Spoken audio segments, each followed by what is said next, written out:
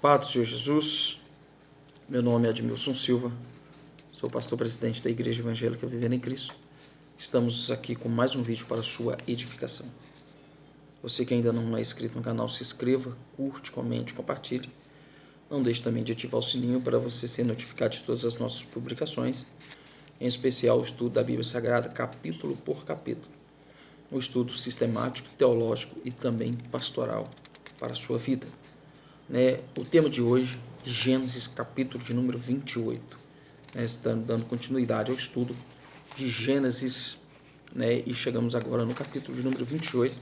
E Gênesis capítulo 28 vai mostrar a fuga de Jacó após ter recebido a bênção de Isaac. Isaac vai abençoar Jacó no lugar de Esaú. O estudo também de Gênesis 28 mostra como o Senhor apareceu a Jacó num sonho no caminho, enquanto ele estava indo para Padã Arã. E aquele episódio vai ser muito importante para a vida de Jacó. Verdadeiramente ele vai ter um encontro com Deus. Gênesis capítulo 28 começa registrando a bênção de Isaac a Jacó, diferentemente da bênção registrada em Gênesis 27, que tratava especialmente em questão da sucessão patriarcal. A bênção registrada em Gênesis capítulo 28 ligava Jacó diretamente às bênçãos da aliança. As bênçãos da aliança que Deus tinha feito com Abraão, e sobre Abraão passou para Isaac, e agora estava passando para Jacó, e compreendia as promessas de posterioridade e possessão daquela terra, mostrando que a descendência de Jacó iria ser dona, aquela terra seria propriedade da descendência de Jacó. O conteúdo da bênção deixa isso muito claro. Gênesis 28, versículo 3 e 4 diz assim: Deus Todo-Poderoso te abençoe e te faça fecundo e te multiplique para que venhas a ser uma multidão de povos, e te dê a bênção de Abraão, a ti e a tua descendência. A ti e a tua descendência contigo, para que possuas a terra de tuas peregrinações, concedida a Deus, a Abraão. O nome divino empregado por Isaac ao abençoar Jacó foi El Shaddai, isto é, Deus Todo-Poderoso. Esse foi o nome com o qual o próprio Deus havia se revelado a Abraão, o Deus Todo-Poderoso, registrado em Gênesis capítulo 17, versículo 1, quando assim Deus vai se apresentar a Abraão como Todo-Poderoso. Depois Isaac vai despedir Jacó e vai enviar ele a Padã. Isaac e Rebeca também não queria que Jacó tomasse por esposa uma das mulheres cananeias, uma mulher cananeia daquela região, assim como fez o seu filho Esaú, que tomou para si 2 mulheres. Então, ao enviá-lo à casa de Betuel, em Padã Arã, também serviu a esse propósito, de não se casar com a mulher cananeia. Inclusive, Esaú já tinha se casado, como nós falamos, com 2 mulheres cananeias. E esse foi um motivo de grande desgosto para os seus pais. Betuel era avô materno de Jacó. Betuel era avô materno de Jacó. O objetivo era que Jacó se casasse com uma das filhas de Labão, o irmão de Rebeca. Além disso, a viagem de Jacó também fazia parte do plano de Rebeca para proteger da ira de Esaú. Esaú procurava um melhor momento para matar o seu irmão e tentava fazer isso após a morte de seu pai Isaac. Essa primeira parte de Gênesis termina com uma tentativa desesperada de Esaú em agradar seus pais e rivalizar de alguma forma, tentando mostrar de alguma forma que ele era bom no lugar de Jacó, tentando rivalizar com Jacó. Ele havia entendido que seus pais não se agradaram das mulheres que ele casou, ali na Canaã, e que tinha enviado Jacó à casa dos seus parentes para conseguir uma esposa. Então Esaú foi buscar uma nova esposa entre as filhas de Ismael, irmão de Isaac, filho de Abraão. Mas esse propósito apenas reforçou a falta de discernimento espiritual de Esaú, pois apesar de Ismael ser filho de Abraão, ele não era herdeiro da promessa da aliança de Deus. Isso está registrado em Gênesis capítulo 17, entre o versículo 18 ao 21, e também no capítulo 21 de Gênesis, versículo 12 e também versículo 13.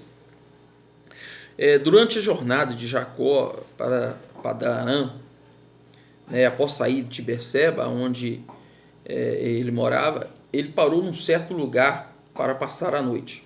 A Bíblia vai registrar isso em Gênesis capítulo 28, a partir do versículo 10. E em Gênesis 28 vai dizer, esclarecer que aquele lugar era Betel. Esse lugar ficava a cerca de 80 quilômetros ao norte de Berseba. 80 quilômetros ao norte de Berseba e 10 quilômetros de Jerusalém. E 10 quilômetros de Jerusalém era a localidade aonde Jacó vai passar a noite. A Bíblia diz que Jacó pegou uma das pedras daquele lugar, Gênesis capítulo 28, versículo 11, vai dizer que ele pegou uma das pedras daquele lugar e usou como travesseiro para passar a noite. A palavra travesseiro traduz um texto hebraico que pode indicar que a pedra não serviu necessariamente para apoiar a cabeça, mas sim para proteger, para proteger a cabeça de Jacó.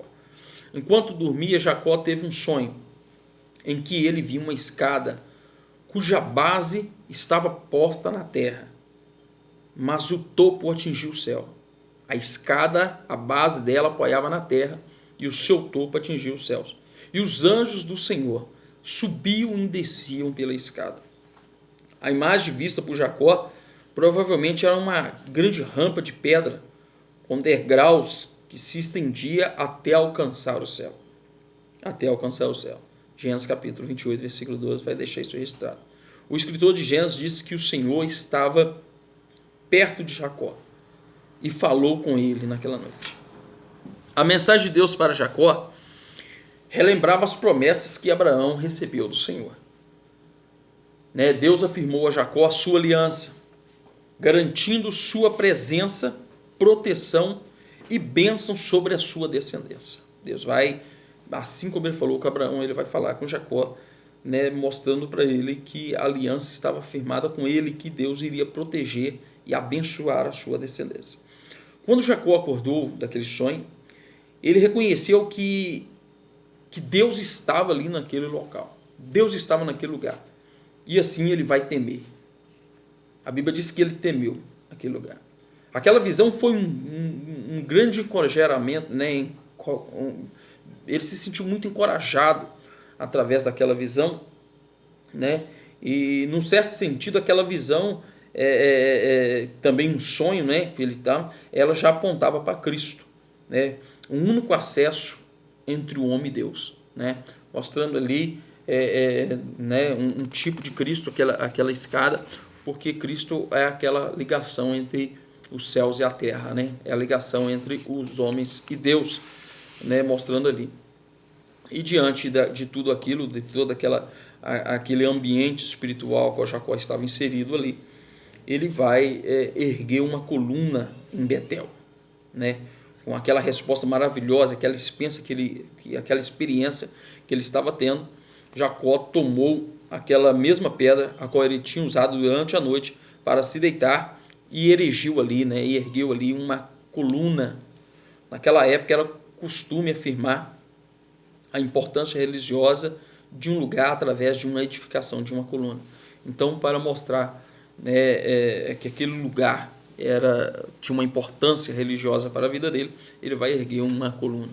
A intenção de Jacó era exatamente essa, pois em seguida, sobre o topo daquela coluna de pedra, ele derramou azeite, como um ato de consagração.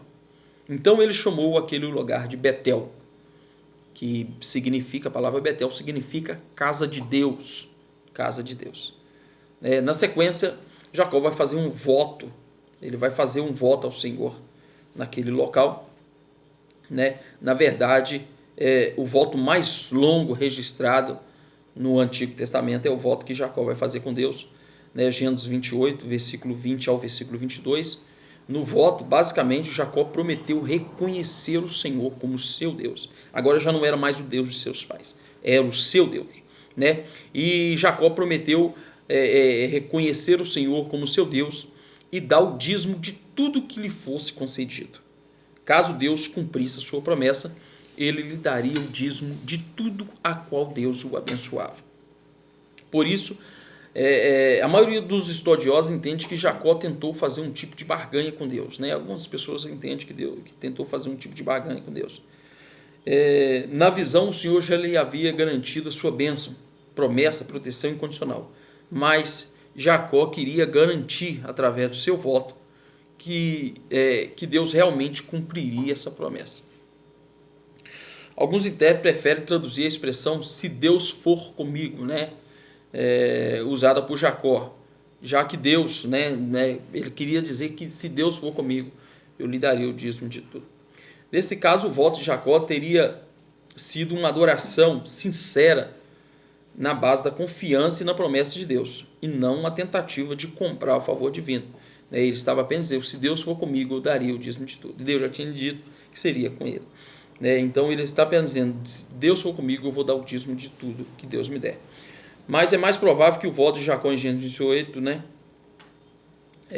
possa registrar também, o que é o mais provável, que uma fé imatura que ele tinha.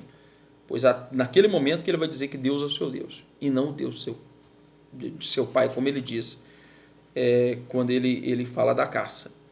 Mas ele vai usar isso, a gente acredito que seja uma fé imatura que ele estava tendo ali ao proferir essas palavras.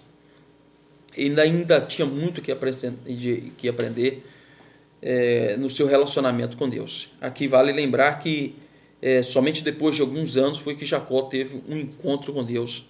Somente depois de muitos anos que ele vai ter um encontro com Deus lá no Val de Jaboque. Lá no Val de Jaboque, onde Deus vai transformar a sua vida. E ele vai adquirir ali maturidade espiritual. Gênesis capítulo 28 termina então falando dessas palavras que Jacó vai proferir ao Senhor. Que Deus possa abençoar poderosamente a sua vida, e que as bênçãos do Senhor sejam sobre seu lar e sua casa, sobre todos os seus planos e seus projetos. Ande com Deus, ande com o Senhor e ser perfeito. Deus te abençoe em nome de Jesus.